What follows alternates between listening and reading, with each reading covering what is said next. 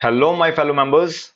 हमने पिछली वीडियो में डिस्कस किए थे अबाउट दीज टॉपिक्स के जो रेड कर रखे हैं वो सारे टॉपिक हम ऑलरेडी डिस्कस कर चुके हैं। ओके, सो अब हम ये वाले सारे टॉपिक्स को टेकअप करेंगे। So let's start it. Okay, सबसे पहले बात करते हैं पर्ट के। हमने ऑपरेशन रिसर्च जब टॉपिक किया था, न्यू सिलेबस में पता नहीं वो है या नहीं है, ओल्ड सिलेबस में तो actually it was the part of it. तो उसमें पर्ट एंड सीपीएम ये दोनों चीजें ऑलरेडी ऑपरेशन रिसर्च में था, सीपीएम एंड पर्ट। ओके, तो ये वही चीज है, there is no other thing. Okay, तो अब हम इसको सॉफ्टवेयर के कॉन्टेक्स्ट में एक बार इसे देखते हैं कि ये क्या चीज है। PERT is a technique for estimating the project duration। अब देखो, हम सॉफ्टवेयर डेवलपमेंट की बात कर रहे हैं। Software development is also like a project. Okay, तो उसमें कितना टाइम लगेगा, क्योंकि हर चीज की टाइम लिमिट तो होनी चाहिए ना। ओके, तो एस्टिमेटेड टाइम बताने के लिए हमें बताना पड़ता है कि हाँ मिनिमम टाइम इतना लगेगा, 10 दिन 20 दिन। Okay, it can be 1 month 2 months. तो ये पूरे प्रोजेक्ट को की जो ड्यूरेशन को एस्टिमेट करने की जो टेक्निक है दैट इज पर्ट। सीपीएम भी सेम ही है कि CPM is also project duration technique only. Okay, but दोनों टेक्निक्स में फर्क है। PERT consider the three different time estimates. वो तीन एस्टिमेट्स निकालते हैं, that is optimistic time which is the best time, pessimistic time which is the worst time के, and most likely which is the normal time.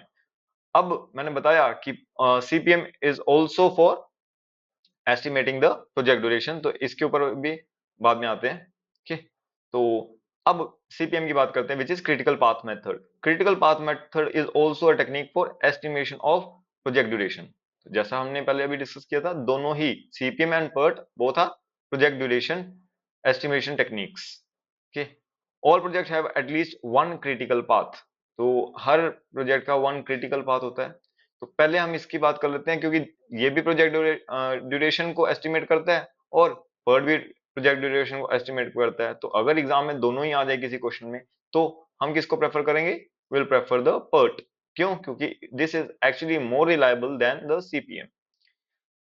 तो अब बात करते हैं कि ये क्रिटिकल पाथ क्या होता है। क्रिटिकल पाथ एक्चुअल में, अगर देर आर डिफरेंट पाथ्स, अगर हम चेक करते हैं कि एक्टिविटी ए एक्टिविटी बी, जैसे A B C D E F के एंड जी। तो एक पाथ इस तरीके से हो गया, ए टू जी, फिर A to B, A to E, A to F, A to C, A to D and then G. तो अल्टीमेट कंक्लूजन जी पर आने पर सबका कंप्लीशन हो रहा है। तो एक पाथ ये रहा, एक पाथ ये रहा, एक पाथ ये रहा। ओके, तो अब all project have at least one critical path. एक पाथ को क्रिटिकल बोला जाता है। अब ये क्रिटिकल पाथ कौन सा होता है वो हमें यहां से पता चलेगा। कि एक बार मैं इसको इरेज कर रहा हूं, it's getting dirty.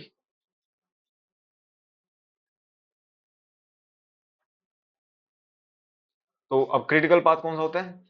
Did this. तो critical path is the path sequence of activity where the duration is the longest. अब तीन पाथ हमने डिस्कस किए थे। तो लेट सपोज जो फर्स्ट पाथ था उसका आ जाता है 14 डेज, इसका आता है 5 डेज, एंड इसका आता है 20 डेज। तो अब क्रिटिकल पाथ कौन सा होगा कि लॉन्गेस्ट ड्यूरेशन वाला। तो this is 20 days and as compare to the other path. तो CPM represent the shortest possible time required for completing the project. Project को कंप्लीट करने का शॉर्टेस्ट पॉसिबल टाइम। अब इसका मतलब ये नहीं है कि it is 5। Okay, it is not 5, it is 20 only. Okay, अब आप कहोगे ये तो दोनों कॉन्ट्राडिक्टरी हो गए। No, these are not actually contradictory. ये सेम, ऐसा लग रहा है कि ये सेम है, बट एक्चुअल में ये सेम है नहीं। ध्यान से अगर इसे रीड करें, shortest possible time for the completion of the project. तो अगर हम यहाँ पर वहां पर हमने सारी चीजें कवर रखी, तो क्या हम कुछ किसी चीज को कंप्लीट कर सकते हैं बिना किसी चीज को स्किप किए? क्या हम स्किप कर सकते हैं किसी को? The answer is no, we can not skip any activity. तो अगर हम किसी एक्टिविटी को स्किप नहीं कर रहे, अगर सारी एक्टिविटीज को कंसीडर करके हम यहाँ तक पहुंच रहे हैं, तो कम से कम टाइम में तो यही हो रहा है। ओके, तो जो लॉन्गेस्ट ड्यूरेशन वाली चीज ही है वही हमारा कम से कम टाइम होता है ऑफ कंप्लीटिंग द प्रोजेक्ट, क्योंकि हमें अपनी क्वालिटी से कॉम्प्रोमाइज बिल्कुल भी नहीं करना। Activity on critical path have zero slack time. अब ये स्लैक टाइम क्या चीज होती है? स्लैक टाइम यहाँ पर मेंशन कर रखा है, slack time is the amount of time an activity can be delayed without impacting the completion date.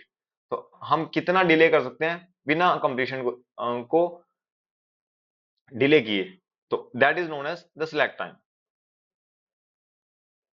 Zero slack time makes the activity critical. अगर किसी का जीरो स्लैक टाइम है, ओके, तो इसका मतलब वो एक्टिविटी क्रिटिकल एक्टिविटी हो जाती है। Focusing on activities help in reducing the overall project completion time. अगर ऐसी एक्टिविटीज पे टाइम हम फोकस करेंगे, इसका मतलब हम अपना ओवरऑल कंप्लीशन टाइम को फोकस करेंगे, ओके, और उसी से हम रिड्यूस करेंगे। Okay, then let's get further to Gantt chart.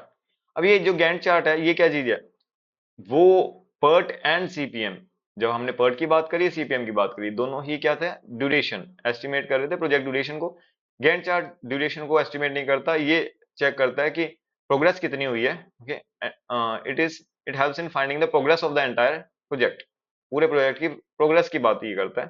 तो इवन जो अचीवमेंट माइलस्टोन्स होते हैं, even that is taken care by Gantt chart, वही उसे को ट्रैक करता है। तो Gantt chart also use for tracking the achievement of the milestone.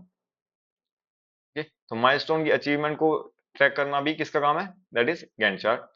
तो अगर प्रेफरेंस की बात करी जाती है, आंसरिंग प्रेफरेंस, तो when objective is to estimate the project duration, duration में पर्ट और सीपीएम, अगर जो भी ऑप्शन में गिवन होगा वो चूज कर लेंगे। And when the objective is to monitor the project, project को मॉनिटर करना है, और या फिर track the performance milestone preferences, तब गैंट चार्ट को हमें चूज करना है।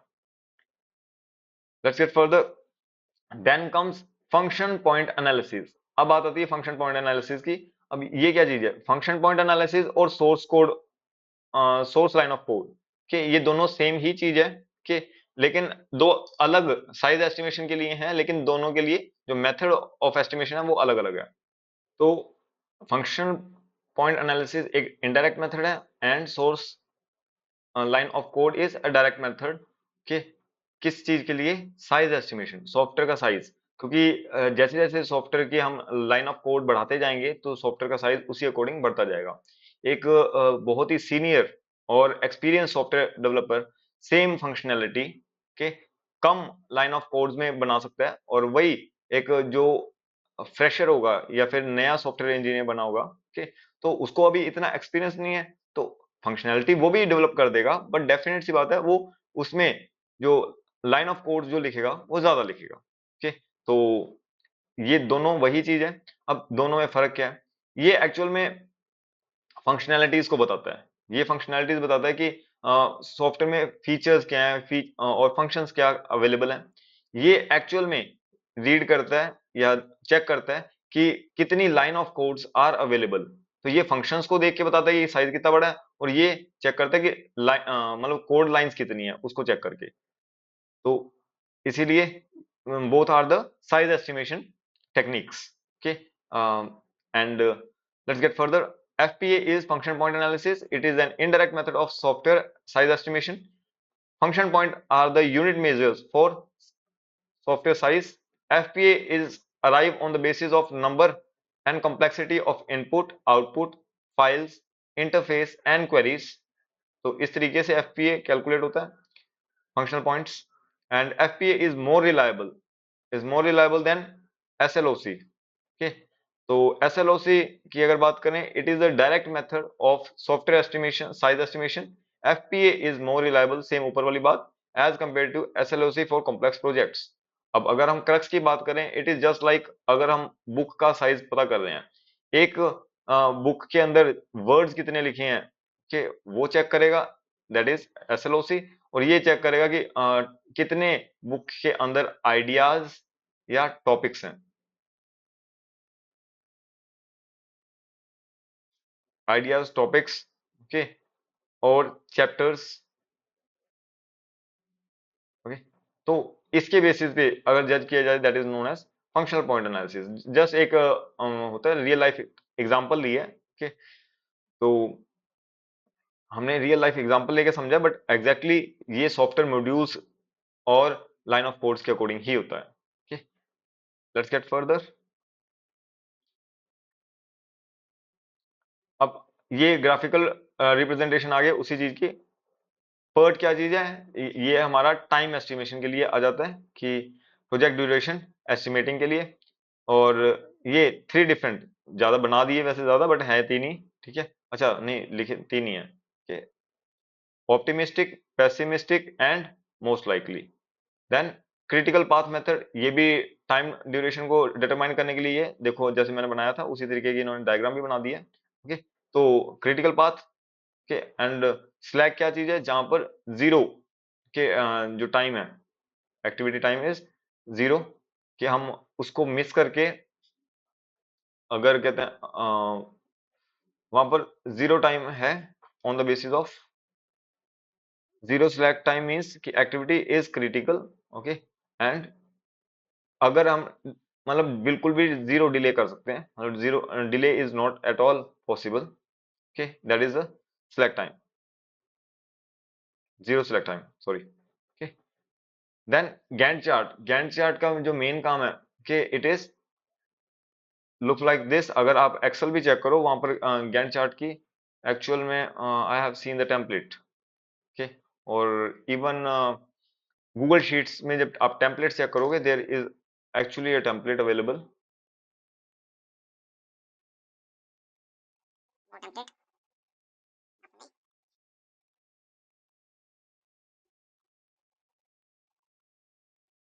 Late me show you. मैंने देखी हुई है ऐसी टेम्पलेट, ये रहा गैंट चार्ट। तो this is for the project management. आप देखोगे प्रोजेक्ट मैनेजमेंट में इस तरीके का दिख जाता है गैंट चार्ट। ओके, सो गैंट चार्ट करता क्या है? ये प्रोजेक्ट मैनेजमेंट के लिए, और हम कह सकते हैं कि प्रोजेक्ट की हम प्रोग्रेस को ट्रैक करने के लिए ये चीज है, progress tracking. Okay, then FPA. FPA and then EVA तो हमने भी डिस्कस नहीं किया। ओके, एक एफपीए, एक दूसरा जो हमने डिस्कस किया that is SLOC. Okay, source line of code.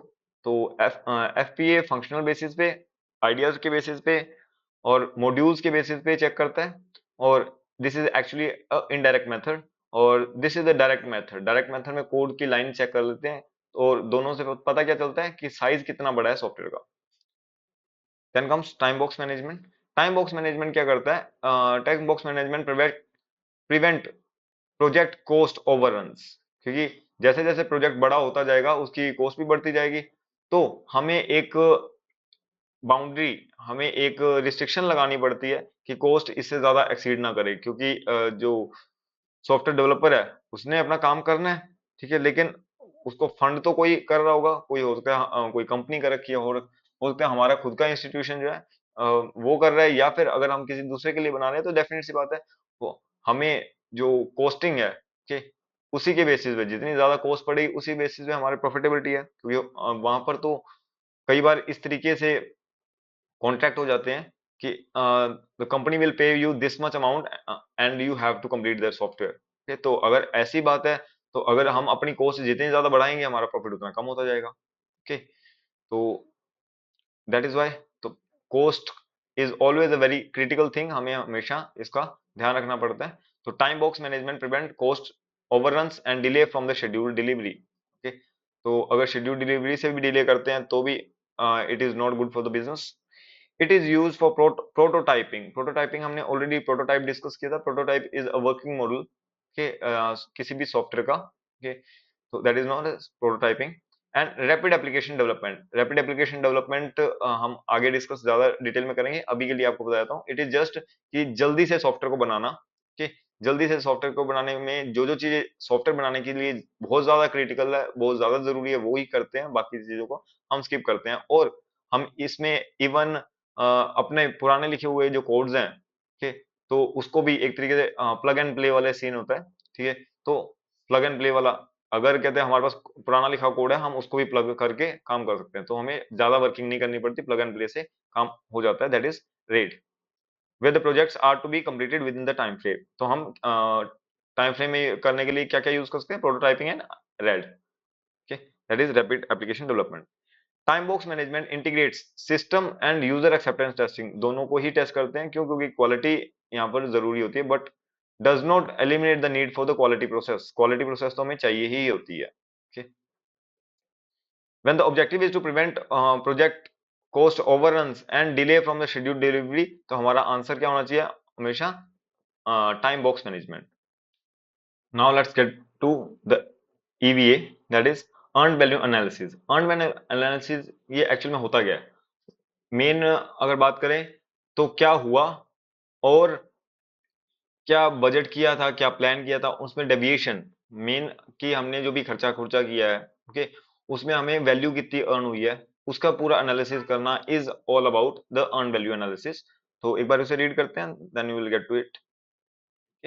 EVA compares the following matrix at regular interval, हमें बार बार चेक करना पड़ता है, बजट टू डेट, आज तक कितना जो बजट जो है, ठीक है, आज तक टू डेट कि बजटेड टाइम से आज तक कितना खर्चा को वगैरह हो गया, एक्चुअल स्पेंडिंग टू डेट, आज तक कितना एक्चुअल स्पेंडिंग होगी, एस्टिमेट टू कंप्लीट, कब तक कंप्लीट हो जाएगा, एस्टिमेट एट कंप्लीशन, तो कंप्लीशन पे हमारा खर्चा कितना तक पहुंच जाएगा जब तक ये कंप्लीट होगा।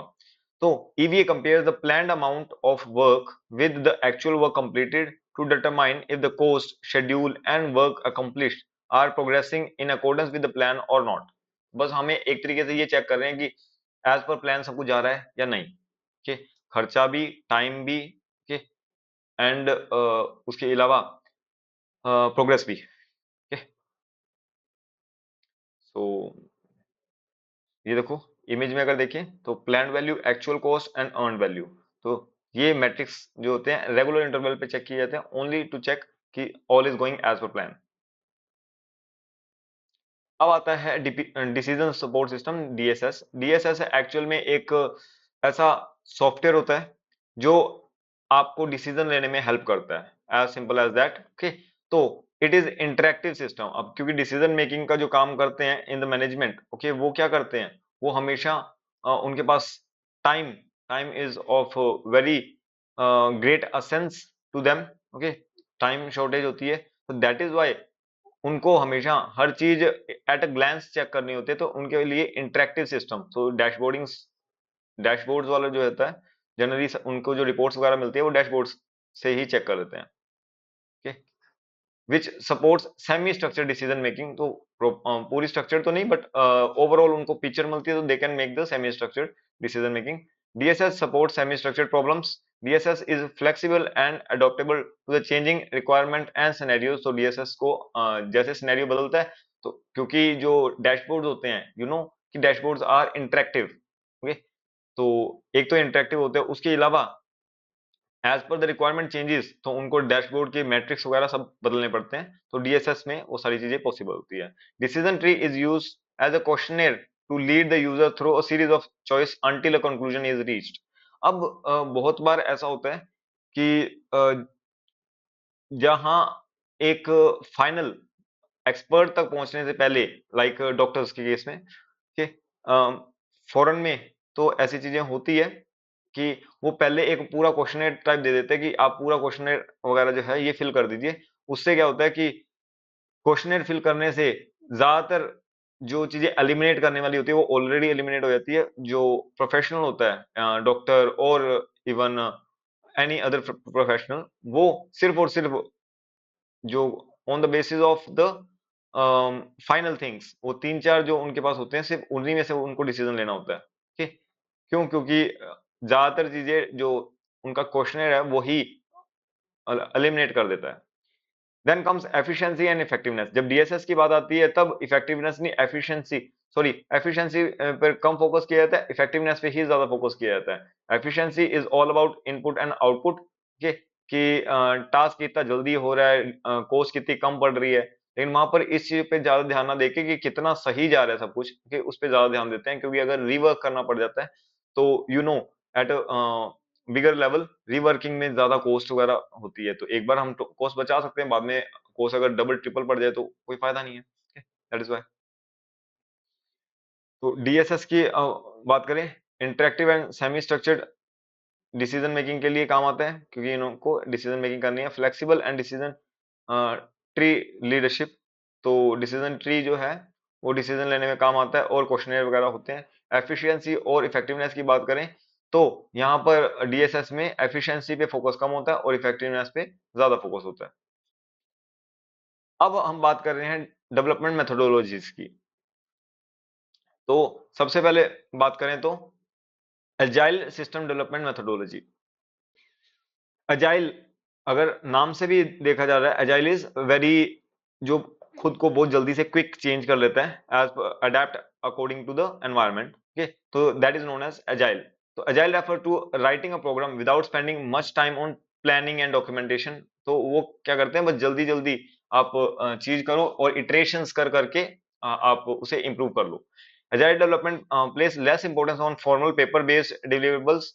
Agile development gives preference to producing releasable software in short iterations। जल्दी जल्दी करो और जो एरर्स वगैरह हैं उनको रिजॉल्व करो and then release it. Typically ranging from 4 to 8 weeks। At the end of each iteration, the document what worked well and what could have worked better are considered, along with the identification of improvements to be implemented in a subsequent iterations।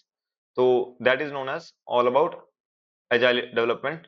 तो अब major risk इससे क्या है, lack of documentation ही इसका सबसे बड़ा major risk है, क्योंकि डॉक्यूमेंटेशन से तो पता चल रहा है कि क्या चीज हो रही है क्या चीज नहीं, एंड स्टेप्स वगैरह सब इन्वॉल्व कैसे पता चलता है, ओनली थ्रू द डॉक्यूमेंटेशन। अगर डॉक्यूमेंटेशन ही नहीं है तो हमें फाइनल रिजल्ट्स पे ही सिर्फ डॉक्यूमेंट्स बनाए जाते हैं, and what about the with in working, उसका कुछ अता पता ही नहीं होता। ठीक है, तो अब आगे चलते हैं। प्रोटोटाइपिंग, हमने प्रोटोटाइपिंग ऑलरेडी डिस्कस किया होता है। प्रोटोटाइपिंग क्या होता है कि हम एक वर्किंग मॉडल बना देते हैं।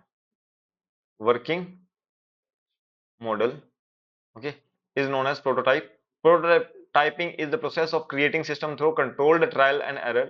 Prototyping is an early sample or model to test a concept or progress। Prototype is a small scale working system used to test the assumptions related to a user requirement, program design and internal logic। Prototyping method of system development saves time and cost। Prototyping focus mainly on what user specifications, and hence there is a potential risk that finished system might have a poor controls। Okay, the top up testing method is most effective during the initial phase of prototyping। तो ultimate अगर बात करें, crux की बात करें, it is all about कि जो भी हमने एक वर्किंग मॉडल बना दिया, क्योंकि वर्किंग मॉडल दिखाना ज्यादा आसान है। अगर हम देखें जो शोज आ रहे हैं लाइक स्टार्टअप, स्टार्टअप बोल रहा हूँ, शार्क टैंक इंडिया, ओके, उसमें भी बहुत से अगर जो अपना मॉडल दिखाते हैं कि this is the working model, कि हमने ये चीज बनाई है, ऐसे बनाई है, और उसके बेस पे वो फंडिंग लेते हैं, तो those are prototypes only. Let's start with the RAD, that is rapid application development. तो जैसा कि नाम ही बता रहा है कि it is rapid application development, तो हमें यहाँ पर जल्दी एप्लीकेशन बनाना होता है कि यहाँ फुल फ्लेज जो एप्लीकेशन डेवलपमेंट के लिए प्रोसेस लगती है, हम वो नहीं करते, मतलब एक एक मॉड्यूल खुद नहीं बनाते। तो यहाँ पर इतना कुछ है, तो सब कुछ आपको याद रखने की जरूरत नहीं है। What you need to remember is mainly this component usability, prototypes, central repository, तो एंड टाइम फ्रेम्स। चलो अभी एक एक करके समझते हैं। RAD include the use of small and well trained development teams. तो डेवलपमेंट टीम्स यहाँ पर बहुत ही ट्रेंड और हम कह सकते हैं सीनियर डेवलपर्स टाइप पर्सन जो है, experience person are the part of the team. Prototypes जो होते हैं वो वर्किंग मॉडल पहले बना देते हैं कि जिससे कि जल्दी से वर्किंग हो सके, जल्दी से हम उसे टेस्ट करा के आगे फर्दर इंक्रीज कर सके अपनी वर्किंग को।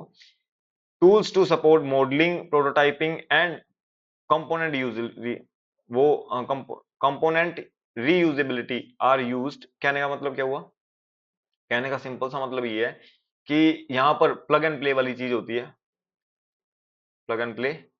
लाइक लेट सपोज हमारा काम है एक ऑर्गेनाइजेशन को के पूरे स्ट्रक्चर को मैनेज करना, ठीक। जैसे हमने पिछली बार भी एक सॉफ्टवेयर की एग्जांपल ली थी, दैट इज उडू।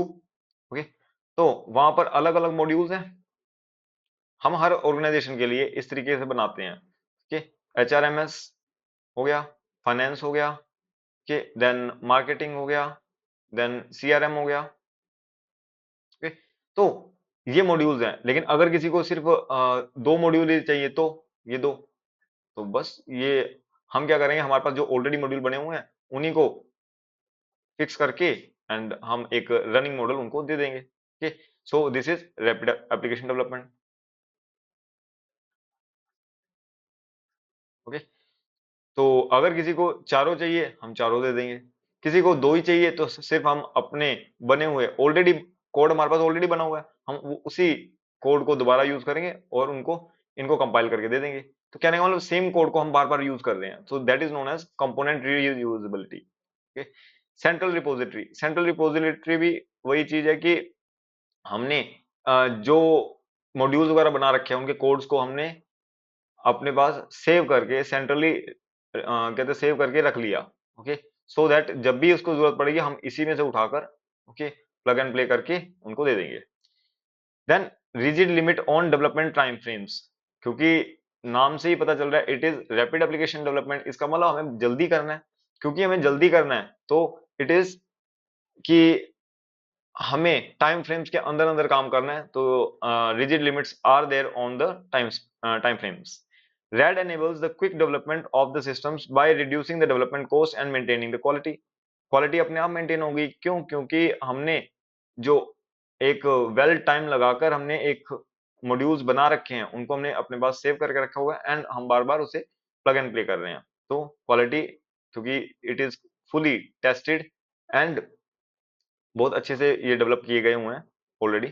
तो rapid application development, RAD use a prototype that can be updated continuously to meet the changing user and business requirements. ठीक, जैसे कि आपको बताया कि यस अगर फर्दर इसमें चेंजेस करने भी पड़ते हैं तो हमारा 90% तो ऑलरेडी तैयार ही है, कि 90% ऑलरेडी तैयार है, हल्के से फुल्के चेंजेस करेंगे एंड वो काम हो जाएगा। तो इट इज ऑल अबाउट कि अगर यूजर की नीड चेंज होती है तो on the basis of the change of the need के वो हमारी वर्किंग भी चेंज हो जाएगी। तो रैपिड एप्लीकेशन डेवलपमेंट की बात करें, ये सेम वही चीजें आ गई वापस के, बस ग्राफिकल फॉर्म में। तो small and well train team prototype use करते हैं, टूल्स जो हैं हम यूज करते हैं modelling, prototyping and component reusability. अब देखो यहाँ पर इमेज में भी देखो, पहले हमने ये वाली चीज यहाँ पर इंप्लीमेंट कर दी, अब ड्रैग एंड ड्रॉप वाली चीज चल रही है, just like plug and play वाली चीज। ओके, प्री बिल्ट पार्ट्स देखो लिखा हुआ efficiency from the pre built part. Central repository, हमने कोड एसेट्स वो सारे के सारे एक ही जगह पर सेव कर रखे हैं, जिससे कि जब जरूरत पड़ेगी हम वहीं से यूज कर लेंगे। रिजिड टाइम फ्रेम्स, क्योंकि टाइम ज्यादा हम कमिट नहीं करते हैं, जल्दी से जल्दी हमें करना होता है, that is why it is rigid. Object oriented system development, ये एक्चुअल में कोई सिस्टम डेवलपमेंट मेथोडोलॉजी नहीं है, it is actually a programming technique. Okay, तो ये काफी हम कह सकते हैं टेक्निकल है। ठीक है, आपको सब कुछ याद रखने की जरूरत नहीं है, बस रेड रेड वाली जो चीज है वही याद रख लो तो मोर देन इनफ है। ओके, तो it is a programming technique not a software development methodology. Object is a small piece of program that can be used individually or in combination with the other objects। Okay, तो in object oriented language applications are made using smaller components, जिसको object कहा जाता है। Object oriented uses a technique known as encapsulation in which one object interact with another object whereby a particular object may call other object to perform its work। It is just like कि आपने एक module में आप attendance लगवा रहे हो HRMS में। Okay, और on the basis of attendance हम कहते हैं उसकी जो ट्रैकिंग है कि हाँ जो टास्क ट्रैकिंग है वो भी साथ में टास्क ट्रैक कर रहे हैं। तो अगर जो परफॉर्मेंस बेस की बात करेंगे तो हम अटेंडेंस को भी देख रहे हैं और परफॉर्मेंस को भी देख रहे हैं। परफॉर्मेंस लाइक कि पर्सन कितना काम कर रहा है, कितनी वैल्यू का काम कर रहा है, उस बेसिस पे हम उसका कहते हैं इंसेंटिव्स, जो प्रमोशन इंसेंटिव्स वगैरह है वो उस बेसिस पे कर रहे हैं। तो those are actually the known as encapsulation, कि वो एक दूसरे के साथ इंटरेक्ट कर रहे हैं। अब इसमें क्या हो रहा है, एचआरएमएस जो है वो इंटरेक्ट कर रहा है प्रोजेक्ट मैनेजमेंट के साथ। ओके, तो दोनों आपस में इंटरेक्ट कर रहे हैं, so this is known as encapsulation. Major benefit of object oriented development is reusability of the codes. Same वही चीज कि हमने कोड्स जो है बार बार सेम यूज कर लेते हैं, that is the major use of object oriented development. अब दो टर्म्स आती है, software reengineering and software reverse engineering. अब ये क्या चीज है? सॉफ्टवेयर री इंजीनियरिंग का मतलब तो ये है कि हम एग्जिस्टिंग सिस्टम जो है उसी को इंप्रूव करते हैं, ओके, री इंजीनियर करते हैं। लाइक हमारा एक सोफा है, ओके, वो पहले पुराने जमाने का था, 10 साल पहले। अब वो सोफा बहुत अच्छा पड़ा है, लेकिन वही बात है, जमाना बदल गया तो अब उस तरीके की चीज यूज नहीं होती। तो अगर हम उसी के फ्रेमवर्क को यूज करके, ओके, हल्का उसको पूरा उसका स्ट्रक्चर बदल देते हैं, थोड़ा उसका जो स्टफ चेंज कर दिया, ओके, कुशंस अलग लगा दिए, फिर कपड़ा बदल दिया, तो इस तरीके से हमने एक तरीके से पूरी उसकी लुक ही बदल दी, लुक एंड फील ही बदल दी, और पूरा डिजाइन ही बदल दिया। तो that is known as software reengineering. हमने मेजर एग्जिस्टिंग सिस्टम पे ही काफी काम कर दिया, okay, that is known as system reengineering. Reverse engineering is हमें ऑलरेडी जो चीज बनी हुई है, हम क्या करते हैं, उसी चीज को लेकर वापस के उसका कोड टेस्ट करते हैं, उसका कोड चेक करते हैं, चेक करके फिर हम फिर दोबारा उसी के जैसे चीज बना देते हैं, that is known as reverse engineering. Example लेते हैं, ठीक, आपने चैट जीपीटी के टाइम पे आपने देखा होगा, बहुत बार क्या होता है, हमारे पास कोई इमेज आती है, हमें वो फ्लायर वगैरह अच्छा लगता है, हम चाहते हैं इसी टाइप का दोबारा बने, तो व्हाट वी डू इज हम सेम इमेज डाल देते हैं चैट जीपीटी में, जेमिनी में, और कहते हैं कि हमें इसके जैसी कलर पैटर्न वगैरह के आप इमेज बना दो, ओके, लेकिन हमारी स्पेसिफिकेशन के अकॉर्डिंग। अब वो कलर और डिजाइनिंग वो उसी इमेज से लेते हैं, तो वो हमने क्या किया, एक तरीके से हमने रिवर्स इंजीनियरिंग करी, हमने उस वाली चीज के पहले जो फीचर्स हैं वो एक्सट्रैक्ट कर लिए, और वो एक्सट्रैक्टेड फीचर्स के थ्रू हमने नई चीज बनाई, तो that is reverse engineering. So reverse engineering is the process of studying and analyzing an application and information is used to develop a similar system. So that is known as reverse engineering. Okay.